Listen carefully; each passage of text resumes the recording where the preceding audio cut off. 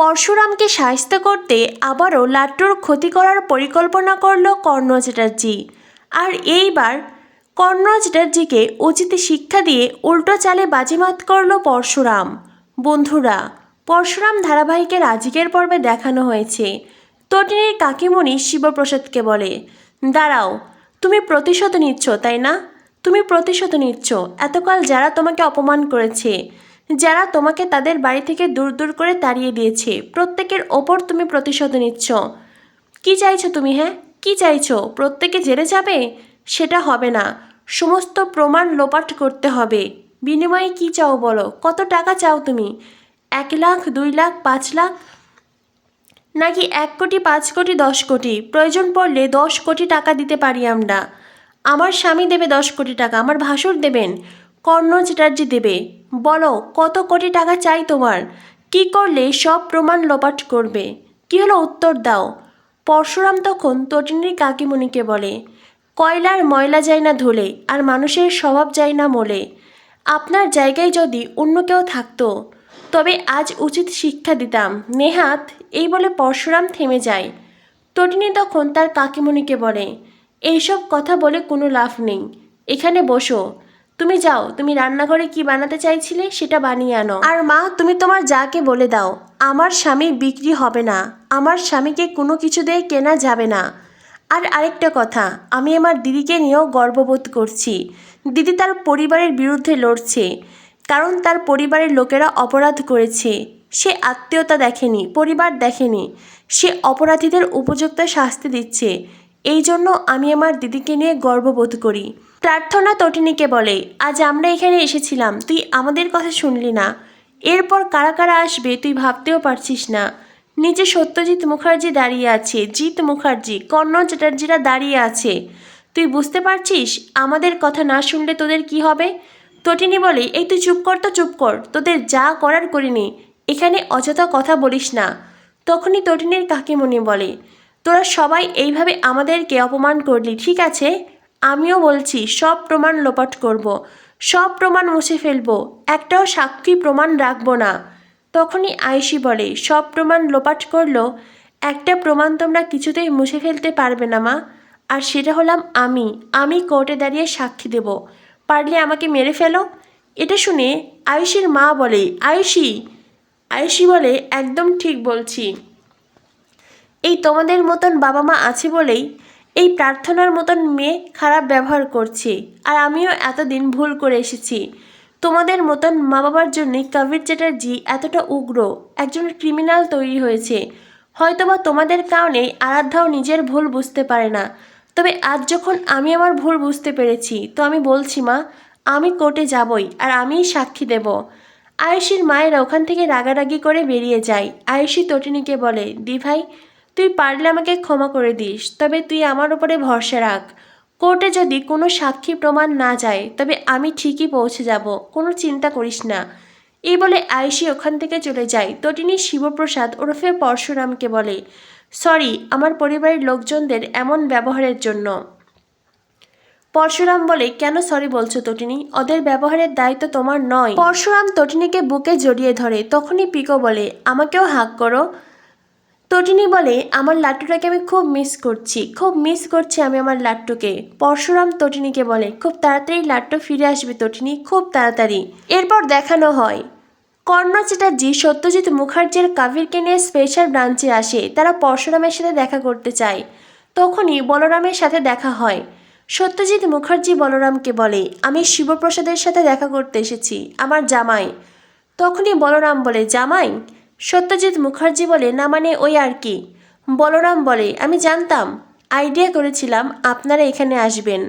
কর্ণ চ্যাটার্জি বলে, এই চুপ করুন তো, একদম বেশি কথা বলবেন না, বলুন ও কোথায় আছে। এরপরে বলরাম সত্যজিৎ মুখার্জিদের পরশুরামের চেম্বারে নিয়ে আসে। পরশুরাম তখন লাঞ্চ করবে বলে খাবার বের করেছিল। তখনই সবাইকে দেখে পরশুরাম অবাক হয়ে যায়। পরশুরাম বলে, এই তো, বসুন বসুন, আপনারা হঠাৎ আজ এখানে? আমি তো লাঞ্চ করছিলাম, ফুলকপির তরকারি আর রুটি। আসলে তটিনী শিবরাত্রির উপোস রেখেছে তো, তাই উপোস থেকে খুব বেশি রান্না করতে পারিনি। আপনারা কি খাবেন এই রান্না? ওহো, আপনারা তো আবার এইসব রান্না খান না। আপনারা তো আবার নামি দামি সব খাবার, বিদেশি সব আইটেম খান, আমি অবশ্য সেসব খাবার খেতে পারি না, মানে খাওয়ার সামর্থ্য নেই আর কি। তখনই কর্ণ চ্যাটার্জি বলে, সব খেতে পারবে, সব কিছু খেতে পারবে, তোমার জীবনের যত শখ অপূর্ণ আছে সবটা পূরণ হবে। পরশুরাম বলে, মানে কি বলতে চাইছেন? কর্ণ চ্যাটার্জি তখন পরশুরামকে দামি বাড়ি উপহার দেওয়ার কথা বলে। 10 কোটি টাকার একটি ভবন সে পরশুরামকে দিতে চায়। অন্যদিকে সত্যজিৎ মুখার্জি পরশুরামকে দামি ইম্পোর্টেড গাড়ি উপহার দিতে চায়। আর এইসব কথাগুলো পরশুরাম খুব মনোযোগ দিয়ে শুনছে। পরশুরাম কর্ণ চ্যাটার্জিকে বলে, কি বললেন আপনি, আমাকে 9,000 স্কোয়ার ফিটের বাড়ি দেবেন? তখনই কর্ণ চ্যাটার্জি বলে, হ্যাঁ দেব, প্রয়োজন পড়লে আরও বেশিও দিতে পারি। অন্যদিকে সত্যজিৎ মুখার্জি বলে, তুমি কোন ব্র্যান্ডের গাড়ি চাও বলো, আমি দেব, আমরা তোমাকে গাড়ি বাড়ি সব দেব, প্রয়োজন পড়লে তোমার শাশুড়ি মা দরজায় দাঁড়িয়ে তোমাকে বরণ করে ঘরে তুলবে। কি বলো তো, বিয়ের পরে তো কিছুই নিয়মকানুন পালন হয়নি, তাই তুমি যদি একবার আমাদের বাড়িতে যেতে। পরশুরাম বলে, আপনারা কি এখানে মানে লোক হাসানোর জন্য কথাগুলো বলছেন, নাকি কোর্টে যেতে হবে বলে আপনাদের টনক নড়েছে? তখনই কাবির বলে, এই শুনুন, আপনাকে যেটা বলা হচ্ছে সেটা করুন। তখনই পরশুরাম কাবিরকে বলে, একদম চুপ, একদম চুপ, নইলে তুমি তো জানো আমার হাতের মার খেলে সে আর জ্যান্ত থাকতে পারে না, চুপ করে থাকবে। আর আরেকটা কথা, বড়দের মধ্যেখানে কথা বলবে না, এতটুকু শিক্ষা পাওনি তাই না? তখনই কর্ণ চ্যাটার্জি বলে, ওকে ক্ষমা করে দাও, আসলে কি বলতো, তো ছোট বাচ্চা ছেলে, ও বুঝতে পারেনি। এরপরেই পরশুরাম বলে, আপনি কি বললেন, আপনি দামি গাড়ি আর আপনি দামি বাড়ি দেবেন তাই তো? সত্যজিৎ মুখার্জি বলে, হ্যাঁ, প্রয়োজন পড়লে লাট্টু পিকোকে আমি ভালো দামি স্কুলে ভর্তি করাবো, প্রয়োজন পড়লে ওরা লেখাপড়া করতে বিদেশে যাবে। তখনই পরশুরাম বলে, একটা কথা আপনাকে বলছি মিস্টার কর্ণ চ্যাটার্জি, আমার মনে হচ্ছে কি জানেন, আমি মাছের বাজারে বসে আছি। এই যেমন মাছের দাম দর করা হয়, প্রত্যেক দোকানদার যে যার জায়গা থেকে হাঁকডাক করে, কাতলা মাছ কাটা নিলে 500 আর আস্ত নিলে 300, ঠিক সেরকম মনে হচ্ছে। তবে আপনাদের সাথে তাদের কিছুটা অমিল আছে। এই যেমন আপনাদের অনেক বেশি টাকা আছে। কর্ণ চ্যাটার্জি, আমার 600 স্কোয়ার ফিটের ফ্ল্যাটে আমি ভালো আছি, আমার জীবন দিব্যি কেটে যাচ্ছে। আর হ্যাঁ, আপনি যে গাড়িটা দিতে চাইছিলেন, আপনাকে বলছি, কখনো কি ট্রামে বাসে করে যাতায়াত করেছেন? ট্রামে বাসে করে যাতায়াত করলে বুঝতে পারতেন সবাই কতটা খুশি, একে অপরের সাথে গল্প করতে করতে তারা জার্নি করে, খেলাধুলা ক্রিকেট নিয়েও আলোচনা হয়। আর আপনারা তো সবসময় ক্রিমিনাল নিয়ে ভাবেন, আজ কি ক্রাইম করবেন, কাল কি ক্রাইম করবেন, আবার নিজেদের কালো পয়সাগুলো কোথায় লুকিয়ে রাখবেন, আপনারা তো সারাদিন এই ধরনের কথা বলেন। তখনই সত্যজিৎ মুখার্জি বলে, তুমি কিন্তু আমাকে অপমান করছো। পরশুরাম বলে, আমি আপনাকে অপমান করছি না, আমি শুধু আপনাকে এতটুকুই বলতে চাই, শিবপ্রসাদ গাঙ্গুলি টাকার কাছে বিক্রি হয় না, তাই আপনারা এখন আসতে পারেন। তখনই কর্ণ চ্যাটার্জি বলে, তোমার ছেলে সে তো আইসিইউতে ভর্তি আছে তাই না?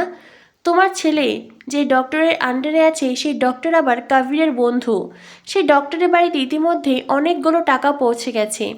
না মানে অনেকগুলো টাকা, বুঝেছ? কখন কি হয়ে যায়, সেই ডক্টর হয়তো চেম্বার নিয়ে তোমার ছেলের সাথে খেলা করবে। পরশুরাম বলে, মানে? কর্ণ চ্যাটার্জি বলে, মানে সবই তো বুঝতে পারছো, নতুন করে তো আর বোঝানোর কিছু নেই। আধ ঘন্টা পরেই সেই ডক্টরের ডিউটি আছে। তোমার ছেলে সে মনে হয় না আর সুস্থ থাকবে, আইসিইউতে আছে, কখন কি হয়ে যায়। চল কবির, চলুন। এই বলে কর্ণ চ্যাটার্জিরা ওখান থেকে যেতে চায়। তখনই কাবির ড্যাডি বলে চিৎকার করে ওঠে। কর্ণ চ্যাটার্জি পিছনে ঘুরে দেখে পরশুরাম কাবিরের দিকে চেম্বার তাক করে রেখেছে। কর্ণ চ্যাটার্জি বলে, এই তুমি কি করছো, হ্যাঁ কি করছো?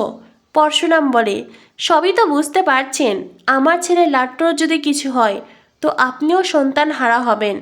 এরপরেই আপনার বৌমাকে একটি সাদা থান কাপড় পরাতে হবে, কারণ আমি আর তটিনী সন্তান হারা হলে আপনার সন্তানও আস্ত থাকবে না। আর আপনার সন্তানকে মারতে আধ ঘন্টা লাগবে না, কয়েক ফিটের ব্যবধানেই আপনার সন্তান শেষ হয়ে যাবে। পরশুরামের কথা শুনে কর্ণ চ্যাটার্জির কপাল ঘামতে থাকে। একদিকে কাবির আছে পরশুরামের চেম্বারের মুখোমুখি, অন্যদিকে লাট্টুর ক্ষতি করার যে পরিকল্পনা করেছিল সেই পরিকল্পনা আর ধূপে টিকল না। তো বন্ধুরা, বুঝতেই পারছো জমে উঠেছে খেলা। পরশুরাম বনাম কর্ণ চ্যাটার্জি, সত্যজিৎ মুখার্জি। কী হতে চলেছে আগামী পর্বে? পরবর্তী আপডেট পেতে আমাদের সাথেই থেকো। ধন্যবাদ সবাইকে।